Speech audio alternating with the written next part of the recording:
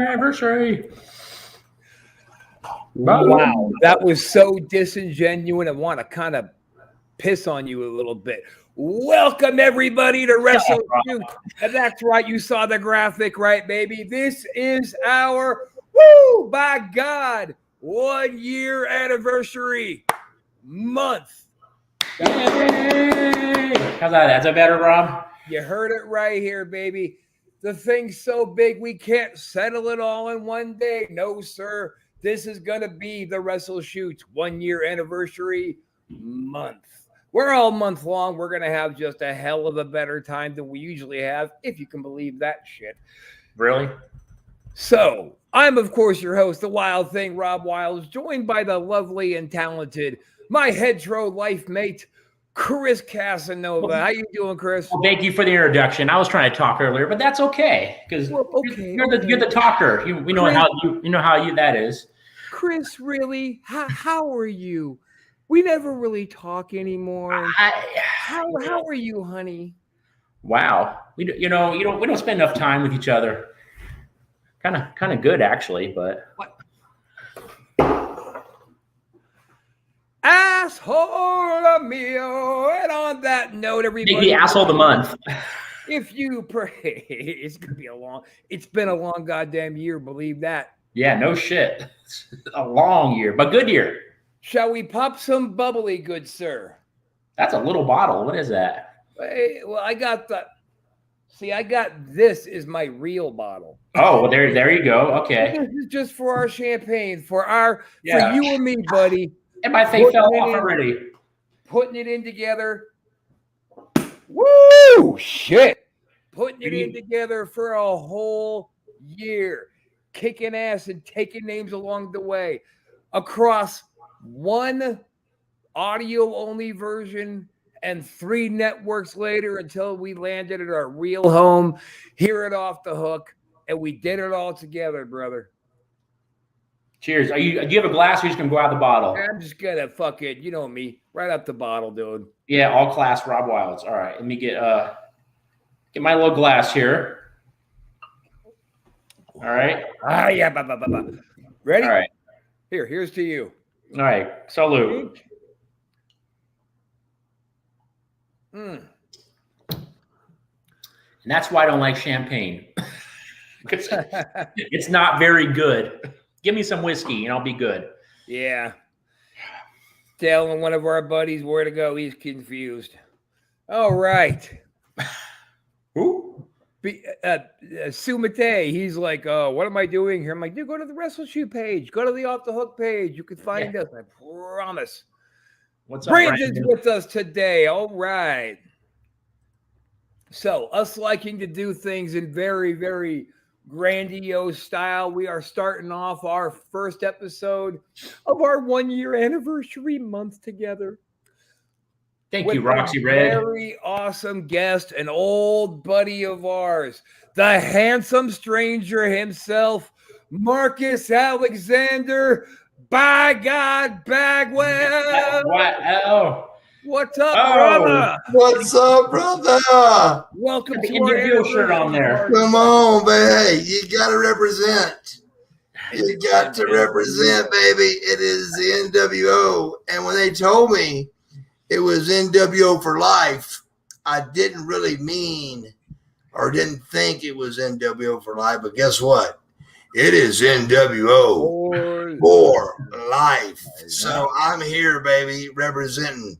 I do an autograph signing today and had a good time doing it, but I also try to represent when I do that. And because NWO, man, I'll just be honest. I mean, it's really, really top. It's really, I honest to God, there's not a lot of people that can say this. Matter of fact, there's nobody I know in the wrestling world that would say what I'm getting ready to say. I really don't think there is. And that is, I say some stupid shit. Yeah, that's we'll challenge them. This isn't stupid, but you're right. If it was stupid, there'd be a bunch of stuff we could say. But this truly is something that I really mean. For starters, what happened to me during my 90s run with the WCW was so much luck involved. I mean, we all know that. Anytime there's career invested, there's luck involved. When you got the world championship, when you are Super Bowl champs, when you're anything, there's a certain amount of luck involved. Well, same thing with this. I mean, you're talking about Buff Bagwell, right place, right time, the right age, the right body. He can wrestle some. He has some charisma. You know, it was a good character to have on television, and it worked. But at the same time, you know, you're talking about having to be, be that character and be there every week and stay on top. And that was the catch. I mean, we beat the WWF and WWE, both of them, for 83 consecutive weeks. I mean, there was a stage. Impressive. As crazy as this business is, there was a record. I mean, that's almost 2 years, bro. I mean, that 83 weeks don't give no credit to saying that's a year and almost 2 years. I mean, that's not even close to saying the same. So with that said, it is amazing to me how time has passed. And it's also amazing to me that I'm still out there, and I've always wanted this. And this is what I meant by people not believing what I was going to say. I never wanted to be where I said, you know what? I was in the number one thing that ever happened at WCW or pro wrestling in the history of time. Nobody ever topped that, ever. I did not want to say that. I would have liked to be able to say, hey, you know what? I was part of one of the coolest things that ever happened in professional wrestling. The problem is there's not going to be nobody to beat the NWO. Well, you haven't tried the Apocalypse yet, pal. That's me and Chris. Oh, in that case, we're definitely second. Oh, by the way, big shout out to Maria, Chris. She's the first one who wished us a happy anniversary. Oh, that's sweet. And she says hi to Buff. Love you. Yeah, she loves you, Buff. That's actually so sweet. And we've got she and another guy, Brandon, on here are mega Buff fans. So I see Brandon. I saw Brandon come up, man. Hey, Brandon, why don't you don't talk shit about my hat, dude. He says that your hat is better than mine, Buff. I'm taking no, I disagree to that. I just about got want to fight. I like the hat, Rob. We got a question for Buff here. Come on. All right, let's see. Question for Buff. Who do you like to tag with overall? Oh, man. God, you tagged with a lot of people. You tagged with a lot of greats. Dude, you got to realize every person I tagged with, I was a world champion with. I mean, every single one. And believe it or not, except who you think. Me and Scott Steiner never were world champions. Nope. But everybody else I tagged with, I was world champion with. Everybody. From Too Cold Scorpio, me and Scotty Riggs, me and the Patriot did it twice. And the actual records have it wrong, believe it or not. They have me as a 5-time world tag team champion. I am a 6-time with 5 partners. And if anybody wants to try to challenge that or let me know, I could be wrong. I'm not saying I'm right. I just can name them here, and it's Too Cold Scorpio. It is Dale Wilkes twice. Yep. It is Scotty Riggs, so that's 4. Then there's Lex Luger, which is 5. And then I wouldn't have known this one unless there's a picture of it. But me and Shane Douglas at the end and I've got a picture of it that's got me and Shane Douglas wearing the tag belts, holding Jeff Jarrett on our shoulders. So that's 6 people, 6 championships, and 5 different partners. You know why? But even I'm on Alexa. Do you know that? You are Alexa? Why you keep getting Think about that. Think about that. Wow. You keep winning all those belts because you're a true deal BMF. Yes. Yeah. Brother, that's the truth. But you're dodging the question, though. You got to pick one. You got to pick your favorite. Who you tagged with? That was the original. My favorite was him and Patriot, man. I love. You know what? I was going to say the same thing. Yeah, man. You two were such a flawless flowing machine. I think Stars and Stripes overall, yes. Yeah. The time this was where there's no NWO, there's no we're definitely second. The WWF's killing us. And this is when the Clash of Champions was our big show. This is our biggest show was Clash of Champions. And me and Dale Wilkes went out and beat Pretty Wonderful. Was our first time I ever won the belt. Yeah, with Dale. And we won them twice. But still it just it was such a big deal to win them with him, because keep in mind, think about it, bro. Really think about it. How much did Dale Wilkes wrestle like Scotty Riggs? Not even close. No, yeah, no. How much did Scorpio wrestle like Scotty Riggs or Dale Wilkes? Yeah, you keep not even picking up close. a lot. How much did Luger wrestle like any of those guys? Not at all. Speaking of Luger, here we go. A recent picture of Lex. Here's 2 pictures of him. Poor Lex, man. Oh, Jesus. Oh, yeah, oh my gosh. right now. Oh, Yeah, that's a horrible picture right there. Oh, that's a new one. That's a good before, but the after is much better. Buff, I got to be honest with you. Asshole Brandon over here has got me feeling self-conscious about the hat. So I'm going to offer a second choice, and you tell me what we're going to stick with. No, wait, I can tell you already. Wait. But go ahead. No, I don't like that hat. No, put the other one on.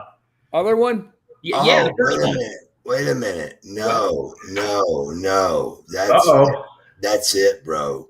You liking that one? You like that one? Yeah, that's it. But the glasses, I think, keep them where you're at. But that's the hat, bro. That's the one. That's NWO, bro. That's NWO. Oh shit, Rob Party NWO now. Black and white. The other one looked a little too. Life. Yeah, the other looked a little too, flaky. That's NWO, baby. This is ass kicky. You got the skulls coming down. You got the whole thing. That's NWO, motherfucker. That's what it is. For life. Nice. Man, we're getting questions in, guys. Man, let's answer some questions, man. We're getting hot right now. All right. Okay, so, we saw it. Now I know you explained a little bit. How did you like working with WCW? Say again. It says, "How did you like working from WCW from Maria?" It was the best. And I can tell Maria something that she don't know. Me and Sting are the only 2 that wrestled for the WCW for the entire 11 years without going back and forth. We did 11 consecutive years, the entire WCW career we did together, and there was nobody else that did that. They came and switched to companies and come back and vice versa. But nobody went 11 consecutive years. Just, bro, think about that. I had to dodge 5 bosses, and I would have not made one of them, except I was best friends with his son, and that was Cowboy Bill Watts. Cowboy Bill Watts was a man's man, and he believed in, like, his number one guy was God, what was his name? Steve, Dr. Death, Steve Williams. That was the perfect professional wrestler in his life. That is how it's supposed to be done. And keep in mind, mine wasn't like that. Mine was to go out, be pretty, do things, be funny, pose, talking to the camera. Okay, let me ask you a question. You got a camera out there, right? Right there. Yep. And there's a little camera we're all looking in where there's 40 million viewers. Or I've got 50,000 all the way around this building. I'm coming right back here and going to talk to that little bitty camera and talk to 40 million. Yeah, I would do that too, but I would have a hard on when I was doing it. Oh, I had full blood. Yeah, full wood, straight up teak. I had full blood. Full blood. Full blood as it went on. And let me tell you something, WWF Universe. My cock is so hard it would break a diamond. Yes. Yeah. It would have. The problem was, I get up there, I'm getting ready to go out for the main event, and Shane McMahon goes, "Oh, by the way, you can't look in the camera." And I go, "What? Shane, have you ever seen one of my matches? That's all I fucking do." I said, "I look in the camera, I pose. That's all I fucking do." That's what I would. So I'm talking about exactly what I would say. Right before I go out the curtain and my music's playing, he hits me with that. So you trying to tell me that don't fuck with you a little bit? And you trying to tell me he didn't know that he was going to say that right at that moment? And he just he kind of forgot until right then? Come on, man. Fuck. It was a whole fucking setup. It was discrimination. And I on the last video I did, which is my podcast, I'm not trying to put them on full blast. I'm just trying to put them on the truth. The fucking truth.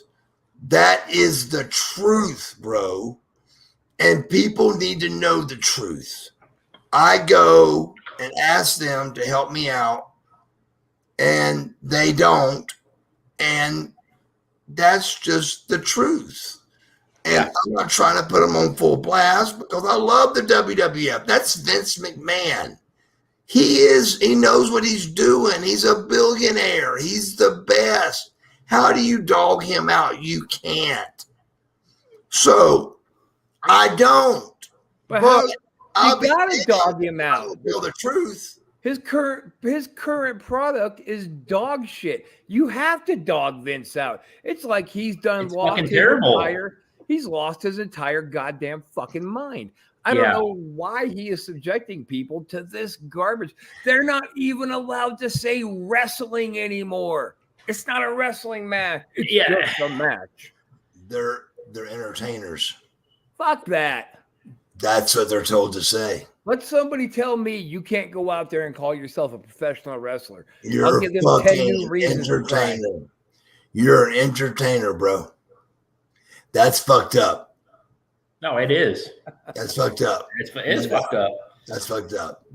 So Maria brought up a question, and we'll get into that in a second. But I want to ask you, how easy, how cool was it to get to work with Michael Hayes? Oh my God. Michael P.S. Hayes is one of the coolest motherfuckers alive. Not surprised. And he was a great teacher. He would show us things. I mean, as simple as like just choking somebody. Yeah. In other words, like, for example, when somebody's choking you in pro wrestling, where are the guy's hands when you're getting choked? Well, apparently, if you're working with Honky Tonk Man, they can't be anywhere near his neck, not even a foot away, or he'll start doing the squeezing. Do you know what the squeezing thing's called? The bitch move? The Office. The Office. That's called The Office, brother. He's giving you The Office. Man, I would imagine having the chance to actually work a whole match with Michael Hayes would not only be just more fucking awesome than you could say, but just like really, really easy to do. Oh, dude. I was able actually to do that. He was my tag team partner. And it was when we had that battle. It was when we had that paper battle bowl or something like that, or okay. battle something. Battle something, and they rolled the names, and you picked the tag partners. So they were like tag partners having to wrestle each other, and vice versa. But P.S. Hayes, man, is one of the fucking best, dude. It's just he just is. Yeah, nice. He's cool as shit. He knows how to do the business. He knows how to teach it. He's the best. He's one of the best. Oh, there's a good question for you from Brandon. Timmy. I don't know how you would pick one, but he says, Buff, what's your greatest on the road story? I can't say this is my best one, but I got a good one. All right. We're flying from Japan to Minneapolis, and it's Scott Norton, Steve Regal, and myself. And we're on a flight from, like I said, Japan to Minneapolis. And how they fly, believe it or not, because this is weird. It took me a long time to understand this too. But because the world spins, you just don't fly, from point A to point B. You fly up and over like this, So like when you fly home from Japan down here, you go up over Alaska and then back down to Atlanta. And that's it's weird, but that's because the world's spinning. It's on an axis, so don't even ask me because I went to Spraberry High School, but that's the best I can explain it. So anyway, we're on a flight home, and a waitress, the stewardess, wakes me up, and she goes, you got to help me with your friend. He's all fucked up. He's back here. It's Steve Regal. And Norton was sitting in the aisle seat, and I was sitting bitch, because when you're sitting next to Scott Norton, you sit bitch against the window. So I'm sitting bitch, and I fucking look back at fucking Regal, and I climb over Norton bitch style. And fucking get over to Regal, and I go, Regal. I go, man, come on, man. He had shit all over his shirt and food everywhere, and I was like, God damn, man. I said, and it ain't like this ain't never happened to me before. It was one of those nights that happened to him. So I went, damn, bro. I said, come on, man, come on, it's okay. Let's kick out here. So I get him cleaned up, get him back in his seat, put his seatbelt on him. About 30 minutes later, the stewardess came to me again. Now he's asleep on the floor. And I go, Steve, come on, man. I said, they let us sit up here in first class because nobody was up here but Scott Norton. I said, we can't. Come on, man. You got to kick out, bro. So I get him kicked out again. Get him kicked out. Get him all pepped up. Well, I go back to sleep, and all of a sudden, I hear, we're landing. And I'm going, what the fuck? There's no way keep in mind, I'm coming out of a, Halcyon, Xanax, go to sleep, thing we did because we didn't want to, be awake for 17 hours. You wanted to go to sleep. So we landed. We always would get on the plane, we'd eat, and we'd take a sleep med and go to sleep. And So I look over, and before I could even think, the police were on the airplane. Oh, damn. And I go, I'm trying to look out the window, and it's just coming a fucking blizzard wherever we're at. And I have no idea where we're at. And finally, keep in mind, I'm trying to kick out and wake up, and I was in a dead sleep, and the cops get on board and they go, get your shit, and you're getting off the plane now. So I said, officer, do you mind if I ask a question? He said, I said, motherfucker, get your shit and get off the fucking plane. And I said, yes, sir. Well, alrighty then. So I started getting my shit. And this whole time, keep in mind, I'm waking up and trying to come to it. And I glance over at Regal, and he looks like a pack of fucking wild Indians that had like attacked his tribe. I mean, he's got shit all over him, food. I mean, his shirt's all messed up. It's unbelievable. I mean, there's no fixing him. And so now they didn't even bring us to the gate. They parked the plane, rolled a pair of stairs up, and said, get off. So we're getting off. And as we're getting off through the blizzard, I see Anchorage. So we're obviously in Anchorage, Alaska. So finally, I get to the cop, and I said, sir, I said, you need to hear my story, please. And so he listened to me. I said, sir, we've done nothing wrong here. Well, tell me what happened. I said, we went to sleep. We can't be in charge of what he done. What did he do? Well, you know how those folding doors are in bathrooms. Oh, no. He didn't close the door all the way. A stewardess was trying to help him, and he turns and pisses on the stewardess. Whoops. Emergency landing instantly. Yeah, I'd say. Yeah. Instantly. And guess what we got charged with? Guilty by association. Wow, that's a real law. Fucking Alaska. Really? Seriously? Fucking law. Thing. Hey, and listen to me. I had to get a lawyer not to pay $3,000. It cost me $1,000, but I had to pay $3,000.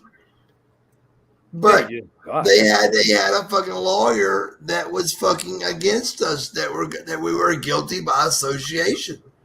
So long story short, Eric got me on the phone, and he knew you got Buck Bagwell, you got Steve Regal, and you got Scott Norton. Wow. Guess whose fault this is? It's Bagwell's. So he goes, Bagwell, I know you fucking did it, so just tell me the fucking truth. I said, Eric, I swear to God, I didn't do anything wrong. I said, this is what happened, and I told him what happened, and he said, dude, he goes, you've got to realize if you don't tell me the truth, I'm going to fire you. I said, Eric, then fucking fire me. I'm telling you, that's the truth. So he thinks that you did it. They took Steve to jail. Wow. And we had to wait 7 hours for the next flight. I flew to Minneapolis. Anyway. I flew to Minneapolis and fucking drove 350 miles the next day to Sturgis. That's because you're a pro. Motorcycle. That's you're a pro. Because I'm a pro, baby. Hey, cheers to that, man. There you go. Cheers. Absolutely. Yes, sir. Shit. So, Adam Barber, buddy of ours, owns another sports podcasting network, asked a pretty good question.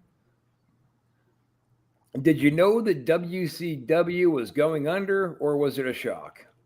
Complete shock. WWF was trying to hire me actually, and they were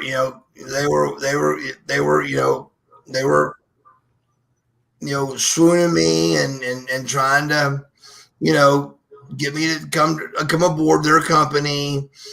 And I said, look, man, but the problem was I'd signed even though I'd signed a $1.8 million contract, I'd signed a regular deal because I signed this in a bed with a broke neck.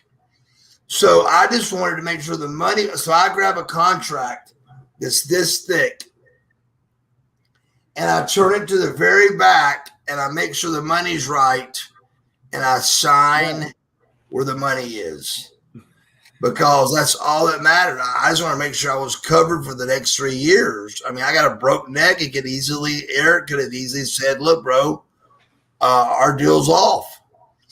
So we fucking got it done. And my mom got it couried back to the people, and that's when couriers were a big deal. And so she got it couried it back, and I had another 3-year deal. The problem is my contract come up a month and a half before Vince bought us.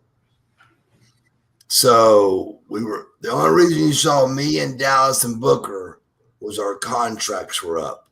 The reason you didn't see nobody else was they stayed at home and got paid. Yep. And just waited the storm out. And watch me get blitzed and beat to death, and Booker T get beat to death, and Dallas get beat to death, and everybody else get beat to fucking death. But they just sat at home and was able to watch it all happen.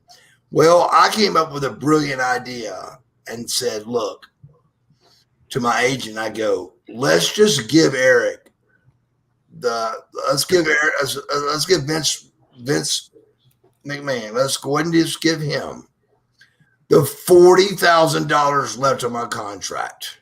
It was either 40 or 60. I don't know exactly what it was, but it was around 40 or 60. I said, let's give him the rest of the money, whatever it is, and let him know we're part of the team and ready to go. So I lose 60 grand and I'm fired in 2 weeks. That's fucked up. I said, can I get my fucking money back? And, I've listened to like a lot of your shoot interviews over the time about how that all went down with you and Hurricane. And that was the big kicker for losing the job. And then them using your mom as an excuse. And every time I hear that, I think to myself, that sounds exactly like a Jerry Jarrett story. Isn't that horrible? If you close your eyes, you can actually hear him going, well, we got to keep, Hurricane, because he sucks Vince's dick real good. So we're going to have to, get rid of Buff. And we'll say that his mama kept calling. Yeah, that's a good story. Yeah, let's go with it. I mean, here's the main thing. That's such bullshit, man. Let's just say all of it was true. Let's just go for a second with all of what they said was true. I never got a warning. I never got a don't do it again.